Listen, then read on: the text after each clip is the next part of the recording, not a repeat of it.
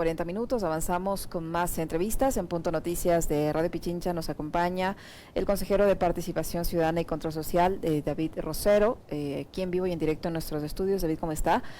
Buenos días, bienvenido. Le saludamos a Alexis Moncayo, quien le habla, Licenia Espinel. Continúa esta crisis al interior del Consejo de Participación, que por cuarta ocasión no han logrado designar a nuevo titular del Consejo de la Judicatura, lo que a todas luces deja ver que va a permitir que permanezca en funciones el actual presidente de la Judicatura. Ayer la Corte Constitucional ha hecho una especie de llamado de atención al presidente de la Judicatura, al señor Ulloa, que pese a ser destituido por la Asamblea continúa ejerciendo esas funciones, y le ha dado 24 horas para que presente un informe sobre el cumplimiento de una sentencia que ordenó elegir al vocal y presidente de la Judicatura. En base a su experiencia, al haber integrado esta institución, ¿qué debe poner el señor Ulloa en ese informe y cómo le va a responder a la Corte Constitucional si evidentemente no se ha designado al titular de la Judicatura? Muy buenos días, un saludo cordial a la distinguida audiencia de Radio Pichincha. Un saludo a los ecuatorianos y ecuatorianas, anhelando que este año sea de anhelos, de conquistas por más derechos, y para eso es necesaria la organización y la lucha social. Mire, lo que pasa en el Consejo de Participación en este tema en particular es de exclusiva responsabilidad del señor Ulloa. En efecto, son 4 ternas que ha enviado la Corte Nacional de Justicia y estas no han sido tramitadas de forma célere y de forma ágil, existiendo una reiterada incumplimiento de funciones. La primera terna se la guardó 3 meses en el cajón del archivo de la presidencia del Consejo de Participación Ciudadana a inicios del mes de febrero, luego de la toma arbitraria de la policía y el gobierno del Consejo de Participación. Luego existió una segunda terna, donde se la guardó de igual forma alrededor de 2 meses. Y en esa segunda terna, a mediados de septiembre, llegó la sentencia de la Corte Constitucional. En ese momento, nuevamente con los compañeros consejeros Sofía Almeida y Juan Javier Dávalos, así como en la primera terna, exigimos que se dé un tratamiento ágil, porque ya existía la sentencia de la Corte Constitucional que determinaba esa situación. Pero se le ocurrió reformar el reglamento, hacer un nuevo proceso, devolver la segunda terna y obviamente seguir ganando tiempo. Luego se dio una tercera terna, cuando ya estaban censurados y destituidos por parte de la Asamblea Nacional, y a pesar de no poder actuar, devolvieron esa tercera terna argumentando que no había sido designada por los magistrados. Es decir, a cada una de las ternas se ponía una excusa, pero se trataba de quemar tiempo para no hacer absolutamente nada. Y finalmente la cuarta terna, que vino electa por los magistrados, como él mismo lo señaló, tampoco le gustó. Entonces, aquí hay un plan claro, y yo lo quiero denunciar en Radio Pichincha Universal. El gobierno, el señor que dirige hoy la Judicatura, que no es representante de la Corte Nacional de Justicia, y el señor Ulloa, no les interesa un cambio en ese organismo.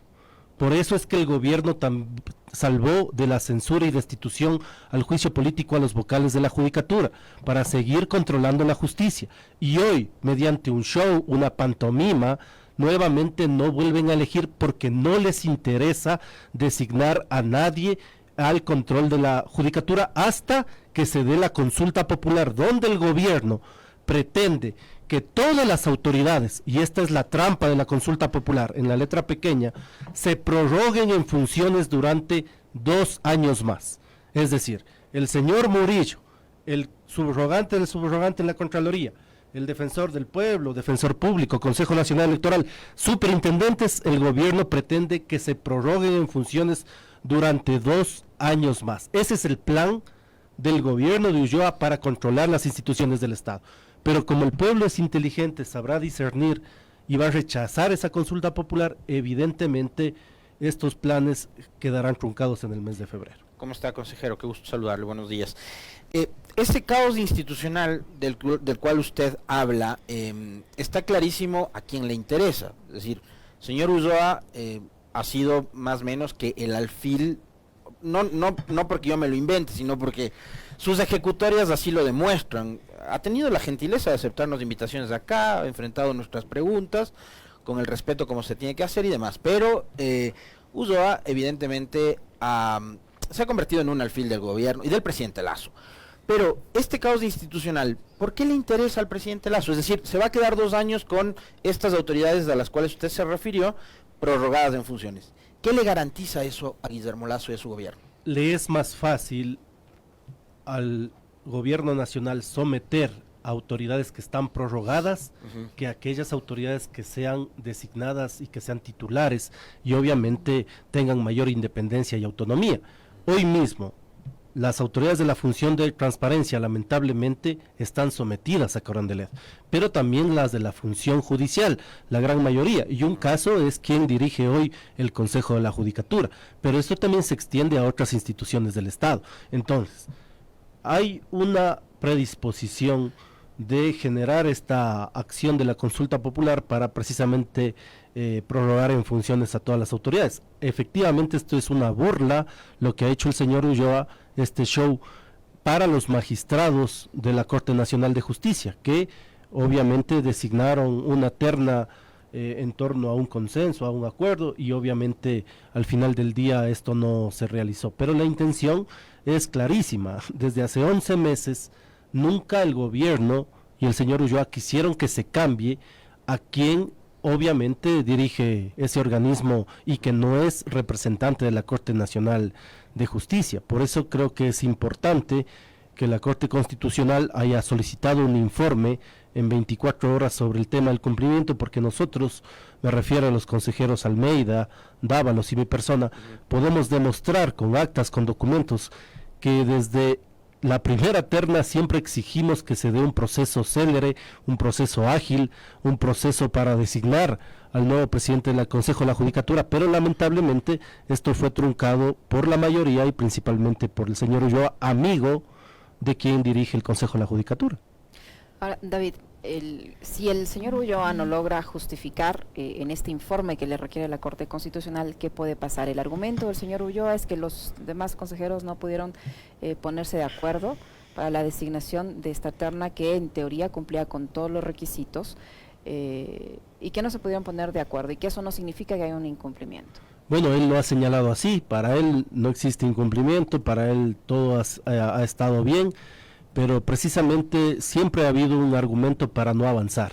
En la primera terna también lo señaló así, en la segunda señalaba que hay que hacer un nuevo reglamento, en la tercera que no habían elegido los magistrados, la terna, cuando ya eligieron los magistrados dicen que no se ponen de acuerdo, a pesar que se señalan contradictoriamente que todos cumplen los requisitos, que no hay impugnaciones, etcétera, etcétera. Convocó en feriado, en fin de año, en Navidad, para hacer todo un show el día de la exposición de los planes de trabajo, incluso no estuvieron presentes, estuvieron mediante Zoom, y les hicieron ir a los postulantes en todas estas fechas festivas, pero al final del día hicieron toda esta pantomima, este show, esta burla hacia los magistrados de la Corte Nacional de Justicia. Entiendo que ahora también se van a reunir y obviamente yo he señalado, esto es de exclusiva responsabilidad de este personaje que prevalido del respaldo, entre comillas, del gobierno y de otras personas que están hoy manejando la justicia, se atreve a no designar autoridades, ¿no? Ahora, por un lado, digamos, están los 4 consejeros de mayoría que no se han puesto de acuerdo entre ellos para resolver con esta cuarta terna, pero por otro lado están los 3 ausentes, que son Almeida, Dávalos y Rosero, es decir, usted, que han dicho además, porque esto es un caos que tenemos que ir mucho más atrás para encontrar el origen. Ustedes han dicho, nosotros no vamos a estar presentes mientras no se resuelva, digamos, el pronunciamiento de la Asamblea a través de la censura y destitución de los 4 vocales y después el pronunciamiento del juez Lindau. Entonces, el Consejo de Participación está metido en un caos provocado por la política, provocado también por el sistema judicial que se ha entrometido en temas políticos, y ahí, digamos, ¿cómo ustedes resuelven también ese conflicto que hay? Sí, el gobierno vive de este caos, se alimenta de esta crisis institucional. Yo tengo esa teoría. De hecho, el caos es el mejor escenario posible para el gobierno. Así es, de hecho, ellos han provocado esta crisis institucional porque fue el gobierno, con malos elementos de la Policía Nacional, quien se tomó arbitrariamente la institución, y desde febrero, con órdenes de Alexandra Vela. Ya vamos a cumplir un año.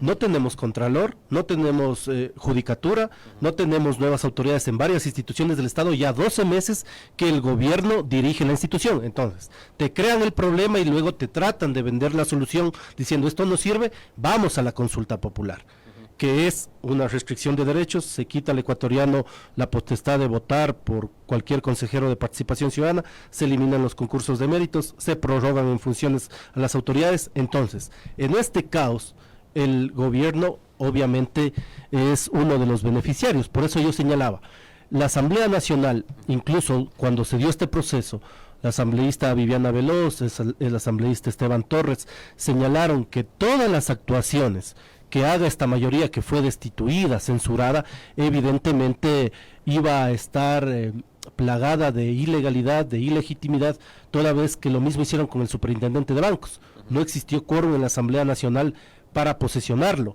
y en ese sentido obviamente entiendo que la Asamblea ha apelado porque por fin entregó por escrito la sentencia el cuestionado juez de la Concordia, que devolvió los bienes a un narcotraficante, y obviamente la Corte Provincial de Justicia de Santo Domingo deberá ratificarse la sentencia en cuanto a la censura y destitución. Entonces nosotros también estamos a la espera de eso, porque evidentemente es un precedente nefasto. Si el día de mañana un ministro es censurado, va a acudir a la Concordia a tratar de salvarse de su incumplimiento, de su incapacidad. Ese es un precedente que la Asamblea no puede dejar de mirar, ¿no? Usted es político, David, y nos conocemos de hace mucho tiempo por las entrevistas y las conversas y de tales. Que hoy el primer poder del Estado, la Asamblea, se encuentre prácticamente cercenada de pies y manos, ¿no? Y que sus pronunciamientos a través de una instancia del límite que es el juicio político, no tenga un efecto, digamos, sancionatorio, un efecto determinante, y que venga un juez, puede ser de la Concordia, puede ser de Machachi, de Sangolquí, o de Baeza, o de donde sea, no importa de dónde el origen y el cantón, puede ser de cualquier lugar, pero que venga un juez y se baje la decisión del primer poder del Estado, digamos, ¿en qué situación le pone al país? O sea, ¿a dónde hemos llegado y por qué hemos llegado a este momento? Porque efectivamente, como lo reitero, quien genera y se beneficia del caos y quien es parte de esa intromisión en las funciones del Estado es el gobierno. Es decir, aquí tenemos un presidente de la República dedicado a la ingrata tarea de interferir en otras funciones del Estado en lugar de solucionar los principales problemas del país. La inseguridad, el desempleo, la falta de inversión en educación y salud, ahora ya cobran impuestos desde los que ganan $900, entre otras barbaridades más. En lugar de solucionar esos problemas, se han dedicado a esta tarea de controlar las instituciones del Estado mediante una consulta popular que debe ser rechazada por el pueblo ecuatoriano, pero también a través de consejeros ad honorem, hoy en nómina, que siguen interfiriendo. Entonces yo señalo, ¿quiénes son esos yo señalo, yo los he hecho con nombres y apellidos, incluso he pedido la renuncia del señor Aparicio Caicedo, de los señores que no le hacen quedar bien al presidente porque no han podido generar una agenda de consenso para enrumbar el país hacia mejores días, y por eso he señalado la necesidad de que el gobierno sigue quedándose obviamente aislado de todo el contexto del sector social en la Asamblea Nacional, pero de alguna forma sigue interfiriendo a través de la justicia en todos estos procesos. Mire, se presentaron 17 acciones de protección y 7 de ellas en la Concordia. Usted conoce, estimado Alexis, que para presentar este tipo de acciones usted tiene que jurar bajo prevenciones de ley no haber presentado estos documentos en otra jurisdicción del país, pero sin embargo se lo hace, y en ese sentido me parece que la Asamblea Nacional no puede dejar pasar este precedente porque sería nefasto. El día de mañana puede suceder cualquier censura y destitución y efectivamente no se va a respetar lo que diga la Asamblea Nacional. Por eso es necesario que se den las instancias, se apele esto, que entiendo se lo ha hecho así por parte de la Asamblea Nacional, para que la Corte Provincial de Justicia certifique efectivamente el tema de lo que decidió la Asamblea, que es la censura y destitución de varios consejeros que no han cumplido lamentablemente con la normativa en cuanto a la Constitución. David, en otro tema que tiene que ver también con el Consejo de Participación, mientras todos estamos entretenidos por esta situación que le impide al Consejo de Participación Ciudadana el designar al titular del Consejo de la Judicatura, la comisión que está organizando el concurso para la selección del nuevo Contralor ha tomado también decisiones, por decirlo menos, poco transparentes, en el sentido de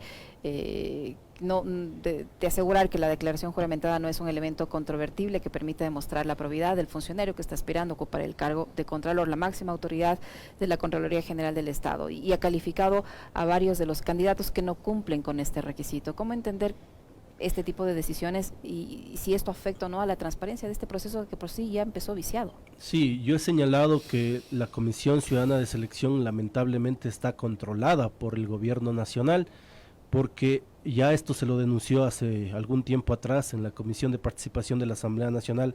Incluso se presionó al Consejo para que con lista en mano se coloquen a tales o cuales personas vinculadas a diferentes ministerios que dirige el Ejecutivo, y por eso yo más bien hago un llamado a las personas que se sientan perjudicadas a interponer las acciones correspondientes que en derecho les asiste la ley, y hacer reconsideraciones o acciones en torno a que se transparente este proceso. Hemos solicitado a la Comisión Ciudadana de Selección de que las hojas de vida y todo lo que están decidiendo sea transparente y sea público, pero evidentemente hay un manejo de alguna forma opaco de lo que está sucediendo, no solo en el tema del Contralor, también en la Comisión Ciudadana de Defensor Público, donde prácticamente cercenaron o cirnieron a varios postulantes. Lo mismo quieren hacer en la Comisión Ciudadana de Consejo Nacional Electoral. Entonces, mientras el gobierno tenga metidos a sus funcionarios, a sus representantes, a sus alfiles, como ha dicho Alexis, dirigiendo la institución, no se garantiza una transparencia y una idoneidad en este proceso. Por eso es que es necesario generar un proceso de depuración, y en ese sentido las elecciones del 5 de febrero son importantísimas, porque por un lado nos invitan a votar en unas elecciones, pero por otro el gobierno quiere prácticamente atribuirse para sí no solo de la designación de consejeros de participación a dedo, sino de las autoridades de control. Por eso es que hemos presentado esta alternativa como una candidatura. Estamos en el casillero 3 de la papeleta. Hay una experiencia, un conocimiento de lo que debería ser el Consejo, dedicado a las tareas de fortalecimiento de la organización social. Incluso quiero decirle en exclusiva para Radio Pichincha, he solicitado formalmente al Consejo Nacional Electoral que debe darse debates entre candidatos al Consejo de Participación, así como ha organizado el CNE para alcaldes y prefectos. Es decir, debería presupuestarse y debería ejecutarse este tema, uno, porque es una elección nacional, dos, porque es un principio de igualdad y equidad, y en tercer lugar, porque esta es una elección poco conocida.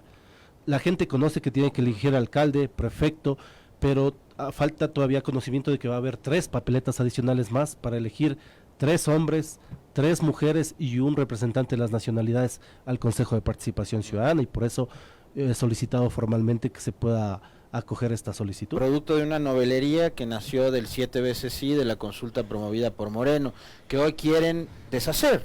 ¿No? Ahí dijeron, vamos a elegir democráticamente, y usted apoyaba esa consulta de Moreno, vamos a elegir democráticamente a los consejeros de participación, y ahora Lasso, que también apoyó la consulta de Moreno, dice, no ha sido bueno que Rosero sea electo, o que Dávalos sea electo, hay que poner a dedo a los consejeros de participación, vamos a otro mecanismo. Mire, estimado Alexis, en efecto me parece a mí mucho más democrático que el pueblo ecuatoriano elija a los consejeros de participación que los designe a dedo el señor Lasso. Efectivamente hay un tema democrático mayor, pero efectivamente, mire, Lasso ofreció eliminar el Consejo de Participación, pero una cosa es con guitarra y otra cosa con violín. Cuando ya estuvo en el cargo, más fácil le resultó cooptar, tomarse la institución para sus intereses propios, en lugar de permitir una mayor pluralidad y transparencia en los procesos de designación. Por eso es que el plan siempre estuvo claro desde el gobierno: tomarse la institución, desprestigiarla desde adentro y decir, tenemos esta solución. En ese sentido, yo creo que la consulta popular tiene que ser vista como cuando uno va a sacar un préstamo en un banco. a veces no leemos la letra pequeña o cuando vamos a comprar un plan celular. Ahí está la trampa. Y por eso yo invito al pueblo ecuatoriano a rechazar esta consulta popular como un referéndum ante la incapacidad del gobierno para que se dedique a trabajar y permita que las instituciones del Estado cumplan su rol sin la interferencia de Carondelet. A los demócratas en este país hay que darles 1 milímetro de poder para ver qué tan demócratas son, David. Y es el caso de Lazo. Y en ese sentido yo creo que las cosas están bastante claras. Los problemas siguen postergados en cuanto a sus soluciones, pero en cuanto a la intromisión son bastante ágiles. Por eso presentamos esta alternativa desde las organizaciones sociales. Estamos como candidatos al Consejo de Participación Ciudadana en el casillero 3. Mi nombre es David Rosero, para que la ciudadanía pueda, en función de estos planteamientos, reflexionar sobre las elecciones del 5 de febrero. Muchísimas gracias, David, por habernos acompañado, muy amable. Muy gentil, David Rosero, gracias. integrante del Consejo de Participación Ciudadana y Control Social, candidato a la reelección, que ha estado con nosotros. Tiempo de despedirnos, Alexis. Un abrazo, chao.